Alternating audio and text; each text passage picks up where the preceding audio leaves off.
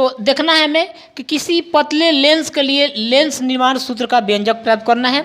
इस क्वेश्चन को दो प्रकार से पूछेगा कि किसी पतले लेंस के लिए लेंस निर्माण सूत्र का व्यंजक प्राप्त करें, या सिद्ध कीजिए कि किसी पतले लेंस के लिए उनकी फोकस दूरी 1/f बराबर n-1 इंटू 1/r1 - 1/r2 होगा। तो दो तरीक़ों से सवाल को पूछेगा। तो चलिए हम लोग चलते हैं, इसके प्रूफ करते हैं सबसे पहले। अब बताइए, मैं बता रहा हूँ आपके सामने एक पतला लेंस। ये कौन लेंस हो सकता है भाई साहब? तो ये हो सकता है आपके सामने उत्तल लेंस हो सकता है। बिल्कुल, ये उत्तल लेंस है।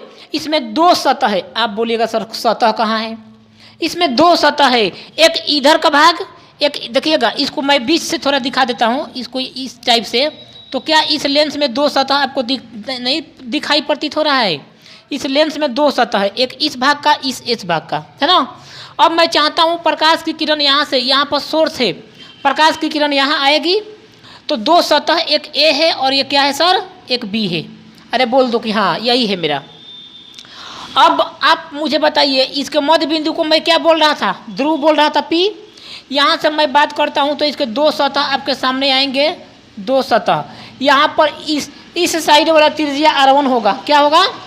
यहाँ पर अगर मैं सी रखता हूँ तो इसकी वक्रता त्रिज्या क्या आएगी? r1। इधर मैं सी रखता हूँ तो इनकी वक्रता त्रिज्या क्या आएगी? r2। तो इसमें दो सतह है जिनकी वजह से इनकी त्रिज्या कितनी है? 2 है। अब आइए बात करते हैं सर, यहाँ से जब प्रकाश की किरण निकलेगी लेंस में पड़ेगी, लेंस पर पड़ेगी, समझ रहे हो?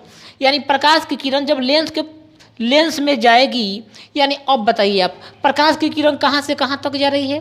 तो प्रकाश की किरण हवा से सघन माध्यम में जा रही है ना। ये लेंस क्या है? सघन माध्यम में प्रवेश कर रही है। अब देखिए सर, जब प्रकाश की किरण हवा से सघन माध्यम में जाएगी तो जो हवा का जो अपवर्तनांक है ये मेरा क्या हो जाएगा? इसका अपवर्तनांक जो होगा n1 होगा। आप बोलोगे सर बिल्कुल इसका अपवर्तनांक क्या होगा? n1 होगा। और इसके सघन माध्यम यानी लेंस का अपवर्तनांक क्या होगा सर? n2 होगा।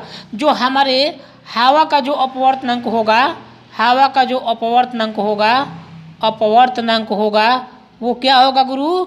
वो होगा सर n1 होगा।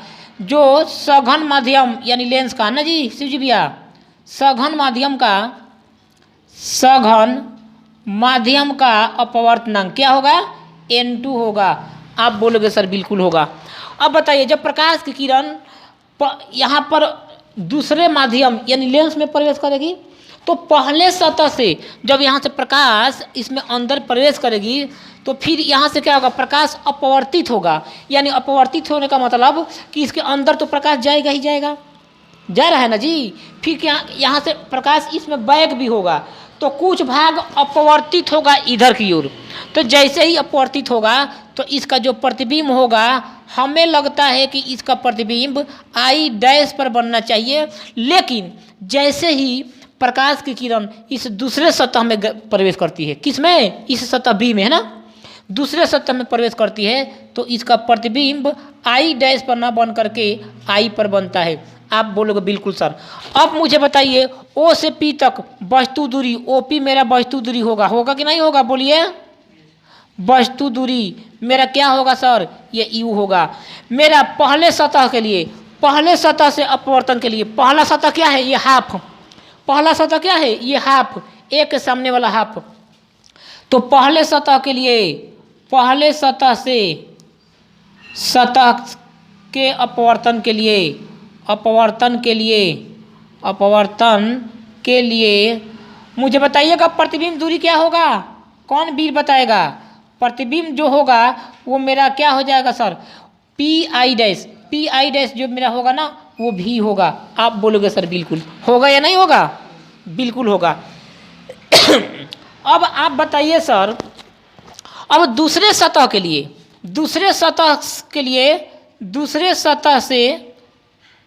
से अपवर्तन के लिए कोई वीर आदमी है? क्या आएगा? वस्तु दूरी जो मेरा होगा गुरु, पहले तो इस लेंस की जो मोटाई है वो T है, तो यहाँ से PI जो होगा ना, PI तो मेरा क्या है? प्रतिबिंब दूरी शिव जी भैया भी है मेरा, और PI डैश मेरा क्या हो जाएगा? V dash minus T। अब ये पी आई डैश का प्रतिबिंब पी आई बन रहा है, यानी वी डैश माइनस टी बन रहा है। तो यहाँ पर क्या हो जाएगा, ये मेरा प्रतिबिंब दूरी दूसरे सतह का अपवर्तन के लिए वस्तु दूरी मेरा जो होगा वो वी डैश होगा, और प्रतिबिंब दूरी क्या हो जाएगा शिव जी भैया, प्रतिबिंब जो होगा प्रतिबिंब दूरी वो जो मेरा हो जाएगा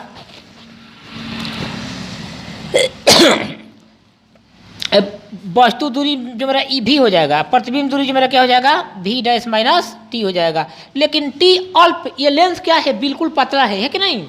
तो चलिए सर पहले के लिए मैं लगाता हूँ लेंस दर्पण सूत्र से, अपवर्तन सूत्र से मैं लगा रहा हूँ, अपवर्तन सूत्र का यूज कर रहा हूँ। तो पहले लेंस के लिए, पहले सतह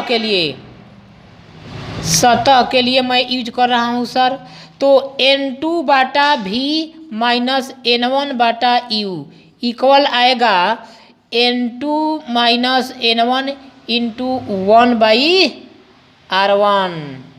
चूँकि इनकी जो रेडियस होगी यहाँ से लेकर यहाँ तक कोई भी तो कटा होगा, ये मेरा क्या होगा R1। यहाँ से इसकी जो रेडियस अगर मैं मान लूँ तो ये यहाँ पी सी क्या होगा R2 होगा। आप बोलोगे सर बिल्कुल सही बोल रहे हैं। तो मैं दूसरे की बात कर रहा हूँ, दूसरे सतह, कौन सतह दूसरा, ये सतह, इसका तो हो गया, दूसरा सतह ले रहा हूँ तो बचेगा दूसरा। अच्छा एक मुझे बात बताइए, लेंस मेरा क्या है, जो मेरा लेंस है ना वो दूसरा माध्यम हो गया है। तो N2 यानी ये बन जाएगा दूसरा माध्यम N1 बाटा भी मेरा कितना गया वी डैश माइनस टी, ये वी डैश माइनस टी काफ़ी पतला है, माइनस N2 बाटा वस्तु दूरी मेरा जो हो जाएगा वो भी हो जाएगा बराबर अब बताइए N1 minus N2 into 1/R2 हो जाएगा समीकरण नंबर 1, समीकरण नंबर 2। शिव जी भैया अगर मैं इस दोनों इक्वेशन को जोड़ दूं, अगर मैं इस दोनों समीकरण को जोड़ दूं तो मेरा क्या बनकर आएगा, ये बेचारा ये आपस में दोनों कट जाएगा सर, है बिल्कुल कट जाएगा। तो ये मेरा बन जाएगा N1 मैं यहाँ से कॉमन ले रहा हूँ, N1 बटा भी डैश माइनस N1 बटा यू मेरा इक्वल आ जाएगा गुरु, क्या इक्वल आ जाएगा बताइएगा। N1 माइनस N2 कॉमन हो गया, N2 माइनस N1 मैं कॉमन ले रहा हूँ तो ये बच जाएगा मेरा 1/R1 माइनस 1/R2 बिल्कुल बनेगा। मैं दोनों को मैं ऐड कर रहा हूँ शिव जी भैया। तो ये N1 कॉमन आएगा क्या, आप बोलिएगा 1/V डैश माइनस 1/U मेरा इक्वल आ गया N2 minus N1 into 1/R1 minus 1/R2। ये पेपर में, बिहार बोर्ड के पेपर में 100% फिक्स है कि ये परीक्षा में आएगा। अब बताइए सर क्या N1 इन दोनों साइड भाग लगाएगा, N1 दोनों साइड भाग लगाएगा। आप बोलेंगे सर बिल्कुल भाग लगाएगा, यहाँ लिख दे क्या, यहाँ लिख देते हैं। तो सर ये N1 से जो भी भाग लगा रहा है 1/V माइनस 1/U, ये क्या फोकस दूरी का फार्मूला नहीं आएगा बराबर N2 minus N1 into 1/R1 minus 1/R2। तो 1 जो मेरा F आ गया, N2 भाग देगा तो N2/N1 minus 1 into 1/R1 minus 1/R2 बचेगा। तो 1/F जो मेरा आ गया इसको मैं बोल सकता हूँ N21 पहले माध्यम के सापेक्ष दूसरे माध्यम का अपवर्तनांक, क्योंकि प्रकाश की जो किरण है पहले माध्यम से दूसरे माध्यम में क्या कर रही है, एंट्री कर रही है। तो N21 minus 1 into 1/R1 minus 1/R2 यही पतले लेंस के लिए फोकस दूरी का फार्मूला है। एक ऐसा पतला लेंस जो जिसमें दो सतह हो R1 और R2, तो उसके लिए जो फोकस दूरी का व्यंजक आएगा वो N21 minus 1 into 1/R1 minus 1/R2। Note suppose that अगर इस लेंस को हवा में रखा जाए तो यहाँ पर N1 तो 1 हो जाएगा, तो इस केस में 1/2 मेरा N आएगा वो N minus 1 into 1/R1 minus 1/R2 बन जाएगा। यही इम्पोर्टेंट फार्मूला आपके सामने बनता है। चलिए उतारिए।